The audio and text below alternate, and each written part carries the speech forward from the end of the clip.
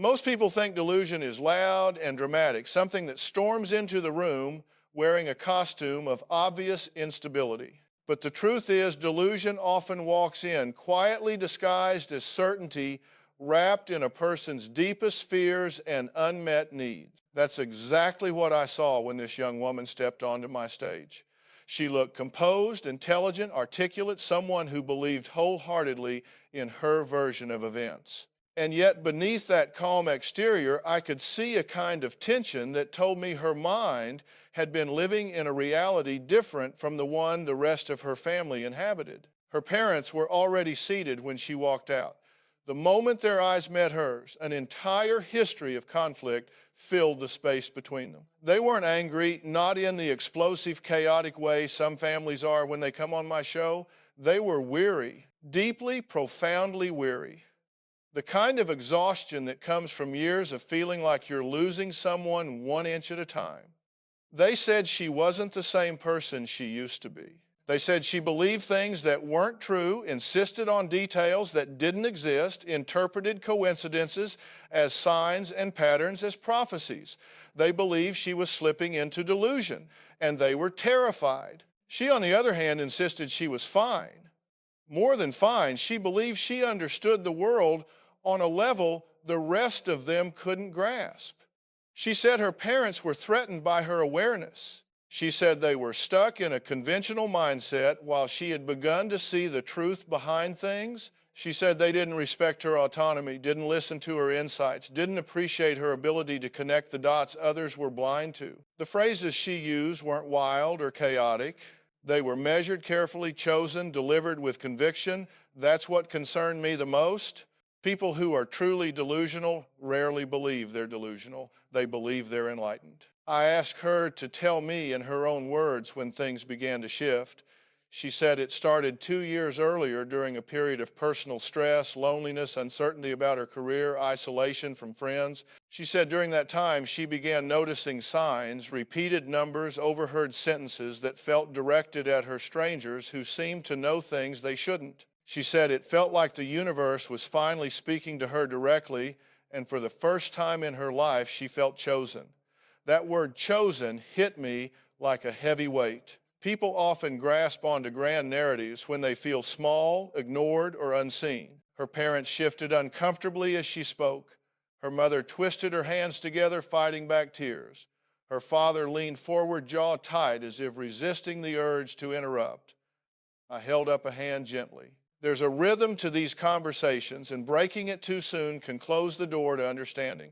I needed to hear her story fully before challenging it. She went on to describe moments when she believed the world was sending her messages, a billboard that felt like a directive, a song lyric that felt like a warning, a stranger's glance that felt like confirmation. She said she didn't expect everyone to believe her experiences, but she expected them to respect that her perception was valid. She said her parents tried to silence her, dismiss her, pressure her into therapy she didn't need. She said she felt betrayed by them. But the pain in her voice wasn't theatrical, it was real. Whatever she believed, the emotion behind it was authentic. Her parents' turn to speak was filled with a different kind of emotion, fear laced with grief. They described the daughter they knew before all this bright, grounded, compassionate, funny. Someone with dreams, someone with plans. Then they described watching her become suspicious, withdrawn, guarded. They watched her build an elaborate meaning around everyday events. They watched her lose trust in them. They watched her retreat into a world they couldn't access. And the hardest part for them was that she didn't see any of it happening. I listened to both sides carefully, examining not just the words, but the emotional landscape behind them. Delusional thinking doesn't appear out of nowhere. It grows in the cracks of emotional vulnerability. And the more someone feels misunderstood, the deeper the cracks become. I asked her if she ever felt afraid of the messages she believed she was receiving. Her reaction was immediate, a tightness in her voice, a subtle tremor in her hands. She said she didn't want to discuss fear because fear wasn't part of her experience. But denying fear so quickly only told me how present it truly was. People who feel chosen often also feel targeted because both beliefs come from the same emotional root, the need to make sense of overwhelming internal chaos. Her parents watched her closely as she answered, and I could see their heartbreak deepen. They weren't trying to control her, they were trying to pull her back to a world where they could reach her. But to her, their concern felt like opposition. Every attempt to help her had become another example in her mind of people trying to blind her. I asked her if she ever considered the possibility that the signs she was seeing might not be literal. She bristled the way someone does when an entire worldview is challenged too abruptly. She said she knew the difference between imagination and intuition. She said she wasn't confused. She said she just saw more than others could. Her words were calm, but her eyes told the truth, a flicker of uncertainty she tried to extinguish as soon as it surfaced. That was the opening, the small, crucial hint that beneath all her conviction, there was a part of her still reachable. I didn't confront her yet. I needed to understand what function her belief served. People don't cling to alternate realities unless the real one feels unbearable. So I asked her one question that shifted everything in the room. When did reality stop feeling safe to you? Her breath hitched just barely, but enough. Her parents leaned in, and for the first time since she sat down, her expression cracked. We were finally touching the truth beneath the story, the wound beneath the delusion, the moment that had set everything else in motion. Her breath caught in her throat, and for a split second, her entire posture shifted, shoulders tightening, eyes blinking faster, jaw tensing just enough for me to see the impact of that single question. People don't build alternate realities out of curiosity. They build them out of necessity. And when I asked her when reality stopped feeling safe, I saw the first ripple of recognition move through her. She wasn't ready to open the door completely, but she'd just placed her hand on the knob. She looked down away from her parents, almost as if the answer were written somewhere on the floor. For a long moment, she didn't speak. Her silence wasn't resistance. It was searching, digging through layers of belief, fear, and self-protection. Her parents sat perfectly still, afraid any movement would break the fragile space forming around her. When she finally spoke, her voice was quieter. She said reality stopped feeling safe the year she lost her best friend. Not to death, something more complicated, more ambiguous. She said her friend drifted away suddenly, without explanation. One day they were inseparable, and the next she was blocked, ignored, replaced. She said it felt like her entire emotional anchor had been ripped out of her hands, and no one explained why. She'd never felt rejection like that before. Her mother gasped softly. Her father's eyes closed as if he were replaying memories he now regretted overlooking. Pain doesn't always announce itself. Sometimes it hides in the pauses between conversations nobody knows they should have had. The young woman wiped at her cheek, surprised to find a tear there.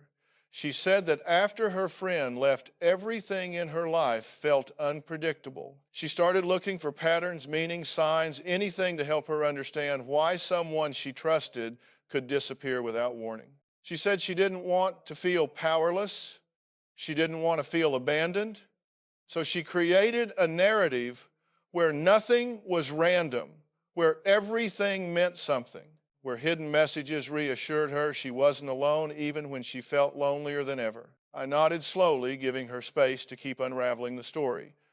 Delusion isn't born from arrogance, it's born from emotional overload. When the real world becomes too painful to tolerate, the mind tries to make sense of it by elevating coincidences into significance. She said she felt invisible in her own home during that time.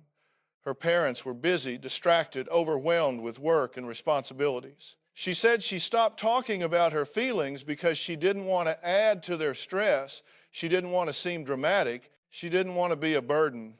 So she kept everything inside, letting the hurt ferment until it became something else, uncertainty, then confusion, then the strange comfort of believing she had access to a world others couldn't see. Her mother's hands flew to her mouth as tears rolled down her face. The father leaned forward, elbows on knees, his pain visible in the tightness of his expression. They weren't just hearing her, they were realizing how much they had missed. I told her gently that what she experienced wasn't uncommon. When people feel emotionally abandoned, even unintentionally, they start searching for a sense of order. Her mind did what many minds do under stress. It found meaning where there was none. It created a sense of purpose, connection, and significance she wasn't receiving from the people around her. And once those beliefs took root, they grew into a framework she relied on to navigate her life. She hesitated then, said she wasn't sure if she believed all the signs were literal anymore, but she didn't know how to let go of them. They had become part of her identity, part of the way she understood herself. Letting go meant stepping into uncertainty again, and uncertainty was the very thing that broke her in the first place. I leaned in, lowering my voice so the message would land where it needed to. I told her that letting go wasn't about abandoning the comfort she had found. It was about replacing it with something real, something grounded, something built on connection rather than isolation. I said she didn't need to destroy the world she created. She just needed to understand why she created it. Her eyes filled again, this time with something deeper than pain recognition. She whispered that she didn't want to feel crazy. She didn't want to feel broken. She didn't want her parents to look at her like she was losing her mind. She said she wanted to trust reality again, but she didn't know how. Her parents reached for her hands at the same time, and she let them take them. Not rigidly, not hesitantly, she let them. Her mother said she didn't think her daughter was crazy. She thought she was hurting. Her father said they weren't scared of her. They were scared for her. I saw the way her shoulders loosened at those words. Sometimes the fear isn't the delusion itself. Sometimes the fear is being alone with it. I asked her what reality felt like. Now, if it felt threatening, confusing, overwhelming, she said it felt blurry. She said she couldn't always tell when she was interpreting something accurately or when her anxiety was twisting it. She said she had begun doubting herself but was too afraid to admit it until now. That was the turning point. A person cannot change what they cannot question. But the moment she admitted doubt, she opened the door to self-reflection, and that door is the beginning of healing. I told her the difference between delusion and intuition isn't intelligence, it's emotional safety. When the mind feels unsafe, it generates meaning to protect itself. When the mind feels supported, it becomes clearer, calmer, grounded. She looked at her parents then, not with defensiveness, but with longing, the longing of someone who didn't want to carry the weight of her inner world alone anymore. Her mother squeezed her hand, promising she wouldn't have to. Her father said they wished she had come to them sooner. She whispered that she didn't think they would understand. And here's the truth, when people feel unseen, they stop showing themselves. I told the three of them that healing wouldn't be quick or linear. There would be moments of doubt, days when old beliefs resurfaced, times when she felt pulled back into patterns that once gave her comfort. But now she had something she didn't have before, a family that understood what she'd been running from, and a willingness to stop running. The room felt different now, warmer, more grounded, less fractured. She wasn't cured, she wasn't transformed, but she was open. And openness is the first step toward reality. She stayed quiet for a long moment after that, staring at her hands as if they were telling her a story she hadn't been ready to hear until now. Her breathing had slowed, her shoulders had dropped, and the rigid certainty she carried onto the stage had softened into something far more human uncertainty mixed with hope. That combination might feel fragile, but it's also where genuine healing begins. I asked her what the signs gave her that reality didn't. She looked up slowly, eyes glassy, and said they made her feel important. Not special in a grandiose sense, just important enough to matter. She said when she felt ignored, the signs felt like recognition. When she felt lost, the signs felt like guidance. When she felt abandoned, the signs felt like connection. She said those interpretations made her feel safe in a way ordinary life never did. Her parents exchanged a look that carried both heartbreak and revelation. They hadn't realized they'd left a void big enough for fantasy to fill. Most families don't. But emotional neglect doesn't always come from bad intentions. It often comes from distraction, stress, or simply not knowing how much a child is carrying. And she had carried far more than anyone realized. I told her gently that nothing she described made her weak or unstable. It made her human. Humans are wired to make meaning. When life feels unpredictable, our minds reach for anything that gives us a sense of control.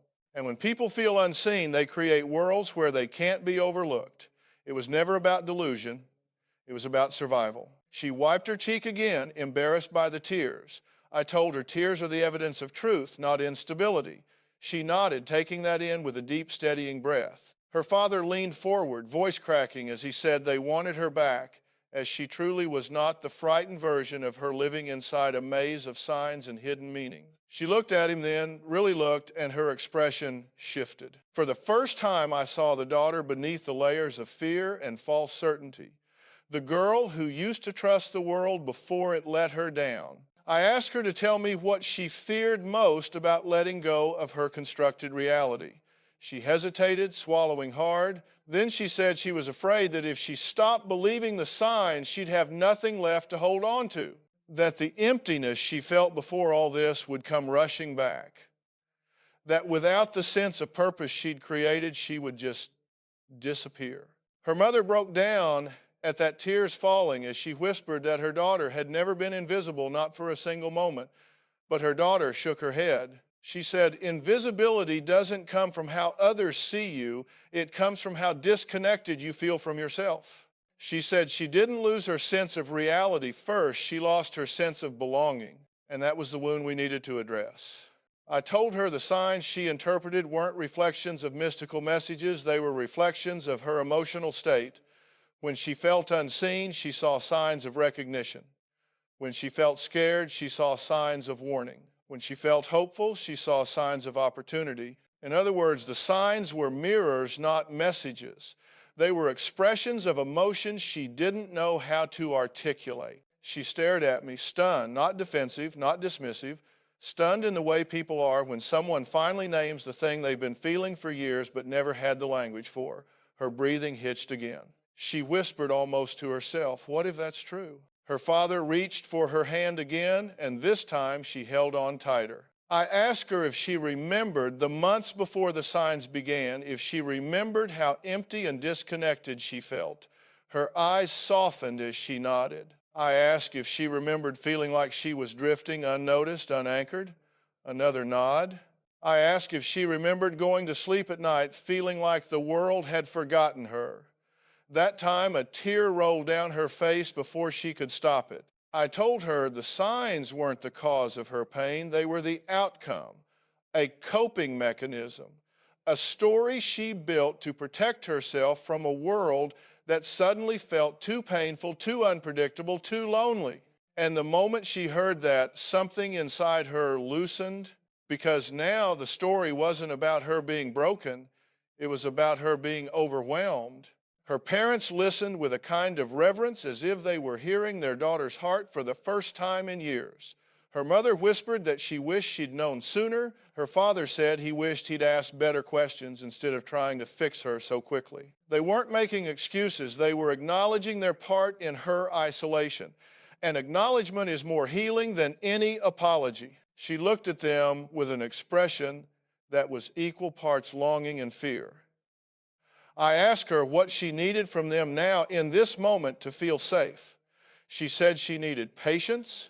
She said she needed them to stop treating her like she was fragile or broken. She said she needed them to listen instead of trying to correct her. And she said she needed reassurance, not that she was normal, but that she wasn't alone. Her parents nodded earnestly, promising to give her the space and understanding she hadn't received before. Her mother reached out again, brushing hair from her daughter's face, and this time the young woman didn't flinch. She leaned into the touch eyes, closing briefly like the physical connection grounded her more deeply than any sign ever had. I asked if she was willing to work with a therapist, not because she was delusional, but because she deserved support while navigating her emotions. She nodded slowly, saying she didn't want to feel this lost anymore. That was the moment I knew she had taken the first real step back toward herself. But healing isn't just about acceptance, it's about building a new understanding of reality, one piece at a time. So I told her she didn't need to let go of every belief overnight. She just needed to start questioning the moments that made her feel afraid or special in a way that disconnected her from others. She needed to rebuild her trust in the ordinary, the concrete, the real. And she needed to let her family walk that path with her. Her eyes softened with something I hadn't seen earlier, relief. Not the relief of being convinced, but the relief of being understood. As the conversation continued, she sat taller, her voice steadier, her presence more grounded, not cured, not transformed, just present. And presence is the beginning of clarity. By the time we neared the end of the hour, her parents were no longer pleading with her, they were connecting with her. She was no longer defending her beliefs, she was exploring them. And I was no longer looking at a young woman lost in delusion. I was looking at someone stepping cautiously, bravely back into the world she had once abandoned. Reality wasn't the enemy anymore. It was the home she was beginning to remember. She took a slow breath, the kind people take when the ground beneath them finally stopped shaking. For the first time since she walked in, she wasn't gripping her reality like a lifeline. She was examining it gently, cautiously, like someone turning an object in their hands that they once believed was unbreakable. That shift, that willingness to look inward rather than outward, is one of the most powerful markers of change I ever see in that room. I asked her to tell me what she believed her life could look like if she didn't feel compelled to interpret every coincidence as a message. At first, she shrugged a small, uncertain motion, but then she spoke not confidently, but honestly. She said she imagined it might feel lighter, like she could move through her day without constantly scanning the world for clues. She said she might be able to sleep without her mind trying to decode hidden meanings. She said she might reconnect with friends she'd drifted from.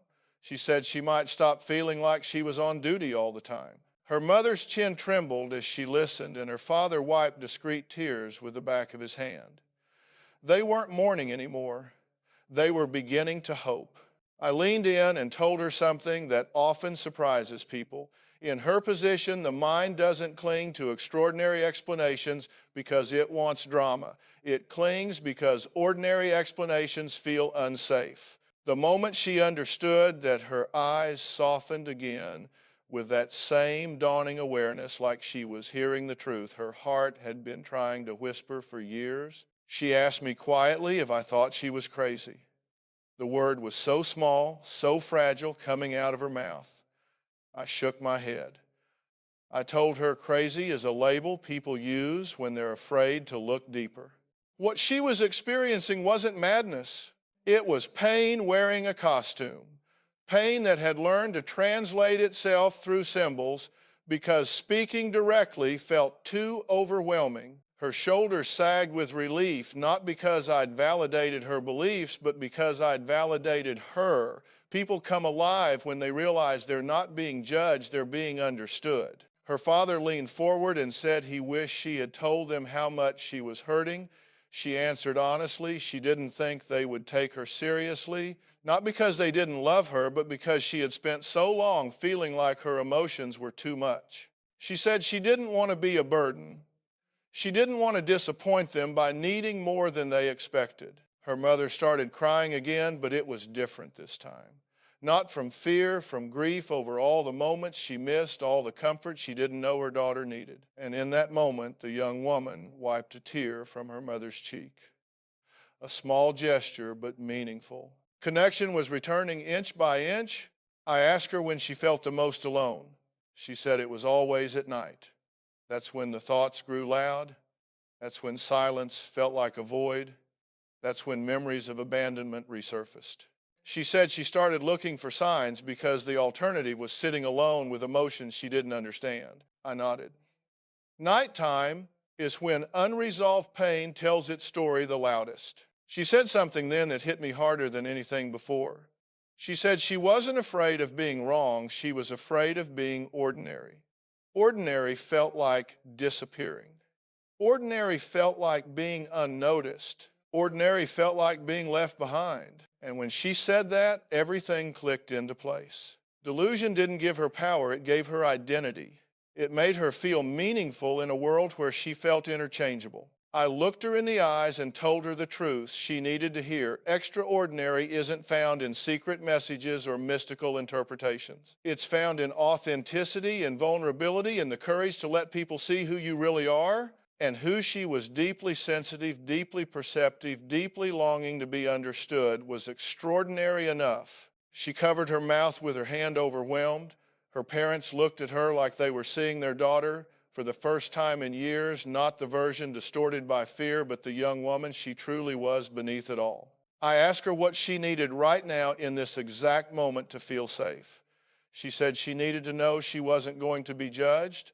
She needed to know she wasn't too far gone. She needed to know she wouldn't be forced into anything she wasn't ready for. And she needed time to relearn how to trust her own mind. Her father gently placed his hand on her knee and promised they would move at her pace.